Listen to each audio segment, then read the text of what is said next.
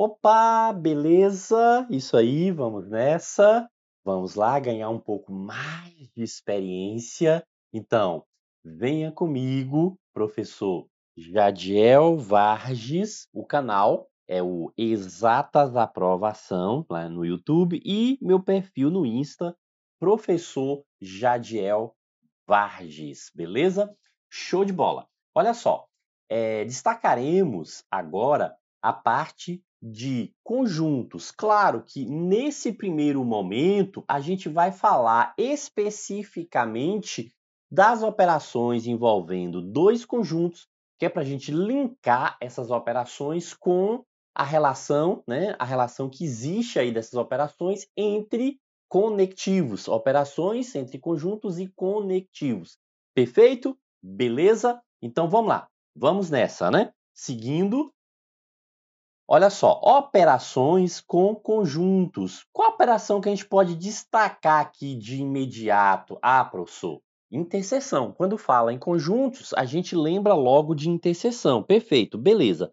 Com relação à interseção, é prático porque a gente vai observar os alimentos, desculpe, os elementos que estejam repetidos, né?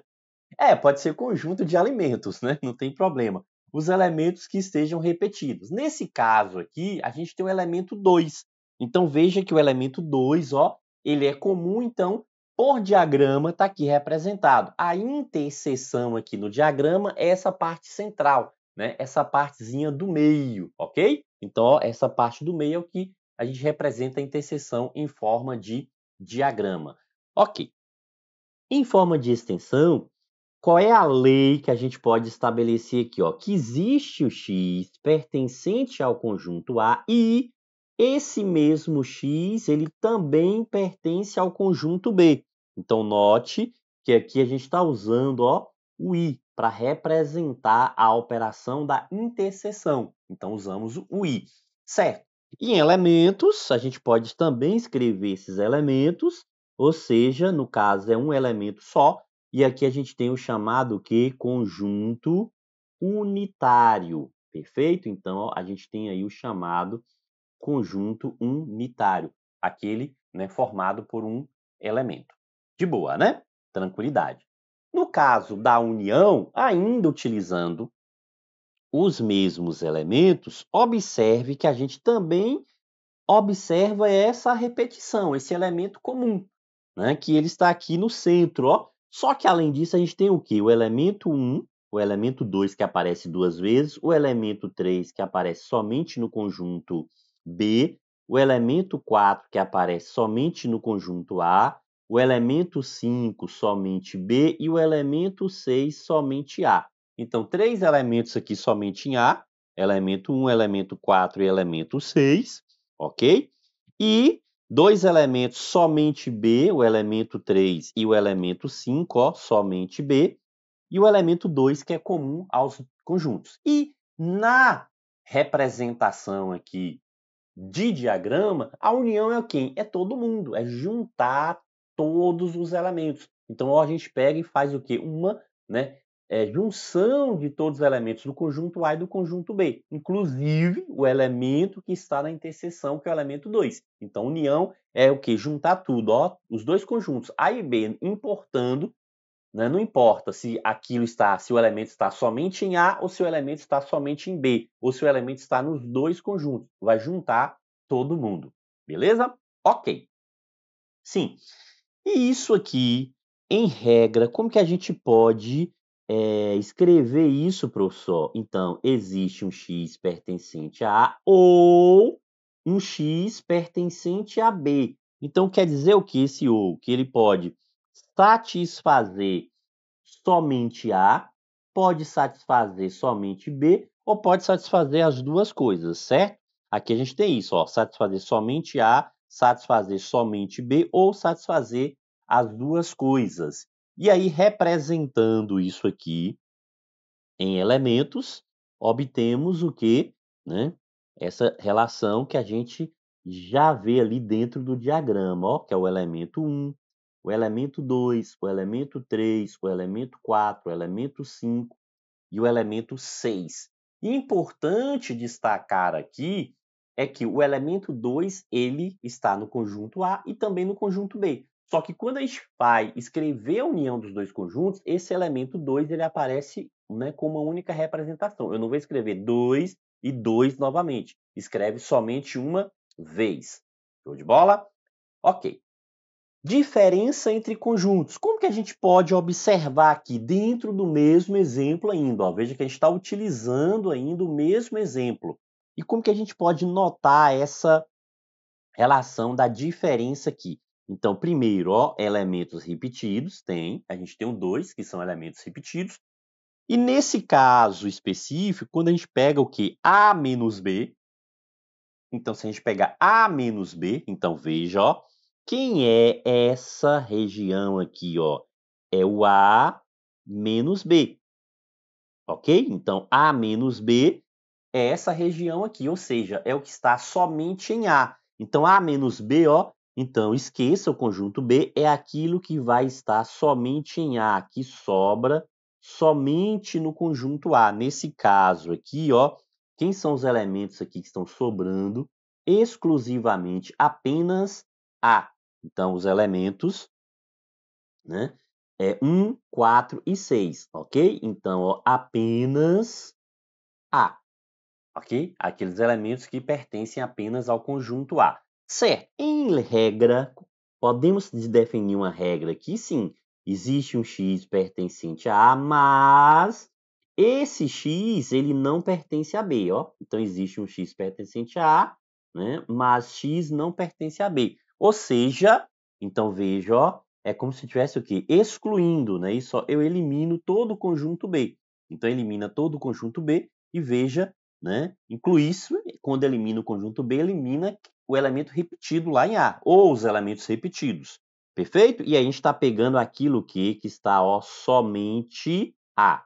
Né? Então a gente está pegando aqui, ó, somente o conjunto A. Então, diante disso aqui, a gente consegue representar, né, isso aqui como elementos 1, 4 e 6, ok? Então, ó, apenas A, somente A, apenas A. De boa? Tranquilo? Ah, professor, então nesse caso aí, se a gente faz B menos A continua a mesma coisa, para essa situação aqui, a gente percebe que não, né? Que não vai continuar a mesma coisa, ó, veja só. Então, se a gente pegar agora B menos A, então o que que a gente, né, tá pegando agora, ó? B menos A, não é isso, ó? Então, B menos A, aquilo que está somente em B, da mesma forma, ó. O que que é repetido aqui? Então, agora a gente elimina o conjunto A, com ele elimina o elemento repetido, e a gente vai pegar o que está o quê? Apenas em B, ó, apenas B. Por quê? Porque agora a gente está falando de B menos A, ou seja, a gente precisa de um valor X que pertence a B, mas esse valor X ele não pertence a A, ou seja, quem são esses valores aí? Nesse caso, 3 e o 5, ok? Então, observa, ó, que o 3 e o 5 eles estão exclusivamente em B, ou seja, apenas B. Então, veja, ó, a gente exclui o segundo conjunto e sempre vai observar aqui qual é a primeira letra. Então, a gente vai pegar o que está aqui, o quê? Somente B, né? O que está somente B. Aquilo que pertence somente a B. Ok? Beleza? Tranquilidade? Então, veja que a diferença a gente precisa observar quem aparece primeiro. Ou seja, se A menos B, então é apenas A, somente A. Se é B menos A, é apenas B, somente B. Então, a gente sempre olha para o conjunto que está escrito primeiro ali na relação de diferença. Fechado? Ok. Então, vamos lá. Complementar. Quando a gente fala do conjunto complementar, observe que o exemplo mudou. Por que o exemplo mudou, professor? Porque existe uma condição aqui agora, ó. O conjunto B, ele precisa estar contido no conjunto A. Para a gente falar de subconjunto, eu preciso ter um conjunto dentro do outro conjunto. Então, se eu tenho um conjunto dentro de outro conjunto, quer dizer o quê? Que esse conjunto ele está contido. Aí sim, eu posso falar de complementar. Perfeito? Beleza? Sim.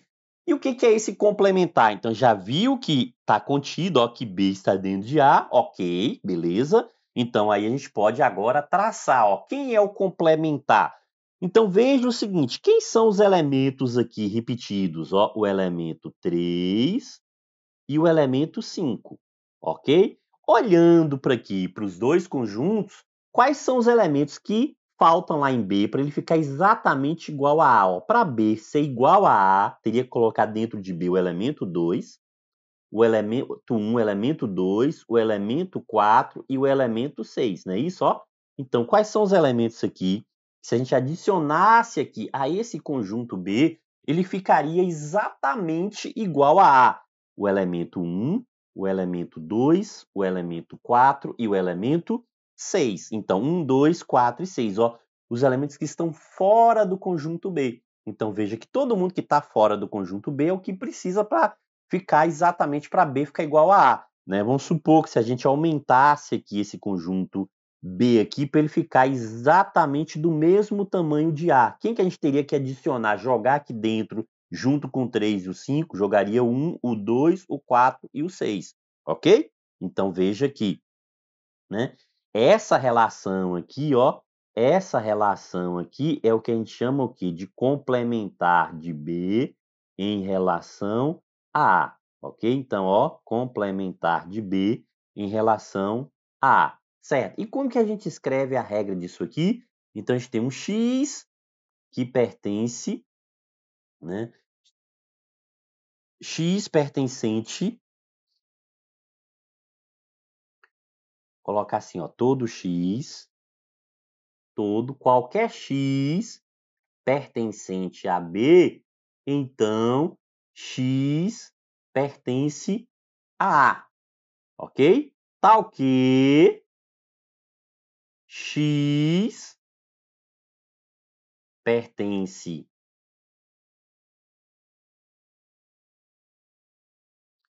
tal que um Y pertence a A e, ou mas, né? Fica melhor, mas Y não pertence a B, ok? Então, ó, qualquer X, a gente teria o quê? Qualquer X, todo X que pertence a B, também tem que pertencer a A, ok? Para poder fazer o complementar. Tal que também vai existir Y pertencente a A, mas esse Y não pertence a B. Fechado? Então, veja que o Y aqui já são valores completamente diferentes. Eles não vão estar, né, dentro do conjunto B. Eles vão estar exclusivamente dentro de A. Beleza? Logo, tem como a gente escrever isso aqui e extensão? Tem sim. Na verdade, isso aqui ó, funciona como a diferença A menos B. Então, se eu pegar aqui A menos B, ó, é o que, né, tirando ali o 3 e o 5, o que ficou somente em A? 1, 2, 4 e 6. 1, 2, 4 e 6. Mas lembre-se que para satisfazer isso aqui, ó, para satisfazer isso aqui, também satisfaz o que? B contido em A. Ó, para satisfazer isso aqui, também satisfaz B contido em A. Perfeito? Beleza? Aí sim a gente, né, consegue definir essa relação complementar. E aliado a isso, a gente está falando o quê? De subconjunto, né? Um conjunto que está dentro de outro conjunto. Perfeito? Beleza? Show de bola? Ok. Sim. Questão, professor, como que pode ser cobrado isso em questão? Ó, primeiro, pode ter o conjunto ou os conjuntos e estabelecer uma relação de operações aqui para a gente verificar, né, qual a alternativa correta. Veja o seguinte, ó, o correto é afirmar o resultado da operação entre conjuntos da alternativa. Então, veja, ó, da alternativa. Então, vamos lá. B união com C. Ó, quando a gente pega a união, a gente vai juntar todo mundo. Ah, então B união com C, professor, não faz sentido, não é isso, ó? B união com C aqui vai ser quem? A gente vai pegar o conjunto B e unir com C. Então, é 1, 2, 3, 4, 5 e 6. Ok? Então, ó, então a união 1, 2, 3, 4, 5 e 6, ok? Uma vez que, se a gente observar esse conjunto B, ó, se a gente observar o conjunto B, o que ocorre aqui em relação a esse conjunto B? O que a gente pode estabelecer aqui, ó, de B em relação a C? A gente pode dizer que B está contido no conjunto C, ok? Então, ó, B está contido em C, ok? De boa? Tem isso aqui nas alternativas? Não. Se tivesse, eu já poderia marcar, ok? É uma observação que a gente consegue estabelecer aqui. Certo. Em relação a A e a D, a gente também consegue, né, observar só uma coisa aqui, concorda? Ó, em relação a A e a D, o que a gente consegue observar aqui em relação a A e a D? A, 22, 23, 24, 25, B, D, 22, 32, 42, 52, 62. Então, a gente consegue observar que existe um elemento comum, A e D, que é o elemento 22, ó, o elemento 22. Opa, se é um elemento comum, a gente está falando de quê? Da interseção. Opa, beleza, professor, ó, já achei, letra D, broquei. Beleza? Tranquilo? Então, a gente pode observar de forma geral. Se você acha complicado observar de forma geral, você pode ir analisando a alternativa por alternativa, que também a gente chega a essa resposta. Por exemplo, a união B está dizendo que é vazio. Opa, veja o seguinte, se eu juntar A com B, não é vazio. Ok? Então, veja, ó, não, isso aqui está errado. Tá vendo? Está dizendo que é vazio, não é vazio. A gente tem uma série de elementos aqui. Né? Não precisa nem escrever, nem vou ficar escrevendo aqui todos esses elementos. A interseção entre C e D está dizendo que é o elemento 2. C e D tem algum elemento comum em relação ao elemento C e D? Não, não é 2. Então, nesse caso aqui, sim, ó, é vazio, que a gente representa dessa forma, ou essa forma, ou seja, a gente está falando aqui do conjunto vazio, ok? E B menos C está dizendo o seguinte, que B menos C, né, é 1. Opa, B menos C, veja o seguinte, se eu pego quem é repetido aqui, é o que sobra em B. O que sobra em B é 1? Não, o que sobra em B também é o quê? É vazio, ó. O que sobra em B é vazio, ok? Beleza? Se fosse, veja o seguinte, se fosse C menos B, aí sim, ó, C menos B, aí é o elemento 1, ok? C menos B seria o elemento 1, perfeito? Beleza? Show de bola, né? Acho que agora a gente consegue sintetizar aí em relação a essa questão das operações. Conseguimos, né? Ok. Professor, tem mais alguma circunstância, mais alguma situação, né, que pode aparecer aí na questão? Tem sim, ok? Por exemplo, aqui, ó, o que está dizendo aqui? Está dizendo que a união de dois conjuntos, está dando a união, está dando a interseção e está dando a diferença entre dois conjuntos. Então, os elementos que a gente conhece correspondem à união, à interseção e à diferença entre os dois conjuntos. Então, a primeira coisa aqui é desenhar, né, os conjuntos. Se existe uma interseção, então tem uma parte comum aqui, né, que é essa parte do meio, que é quem? O 7, o 8 e o 10. Ó. Então, 7, 8 e 10 são os elementos comuns, que é a interseção. O B menos A, veja que a união a gente deixa para o final. Por quê? Porque a união tem elemento que está somente em A, somente em B e está na interseção. Então, veja que a gente percebe que esses elementos aqui, ó, 7, 8 e 10, isso aqui da interseção também está na união. Tá vendo? Toda interseção está na união. Só que a gente tem o quê? O B menos A. E quem é esse B menos A? Ah, isso aqui, ó, é somente B, professor. A gente acabou de ver que isso aqui, ó, é aquilo que pertence somente B. Somente B. Ou seja, o elemento 1 e o elemento 12 pertencem somente a B. Então, o elemento 1 e o elemento 12 pertencem somente a B. Então, o elemento 1 e o elemento 12, ó, é somente B. Ok? Somente B. Só que ainda está restando quem aqui? Está restando esse 3, esse 5, esse 11. 3, 5 e 11, professor. Ainda resta aqui, ó, o 3, o 5 e o 11. Ok. Então, esse 3, 5 e 11, 3, 5 e 11, são elementos que vão estar em A. Por quê? Porque a gente tem que fechar toda a união aqui, ó. A união tem que pegar todo mundo. Quando a gente fala da união, então agrupa todos os elementos. Então tem que pegar aquilo que está somente em A, somente em B e na interseção. A união agrupa tudo. Sim, diante disso aqui, a gente vai analisar agora a nossa resposta. Por quê? O que a questão está querendo saber aqui, ó? Elementos que formam o quê? O conjunto A.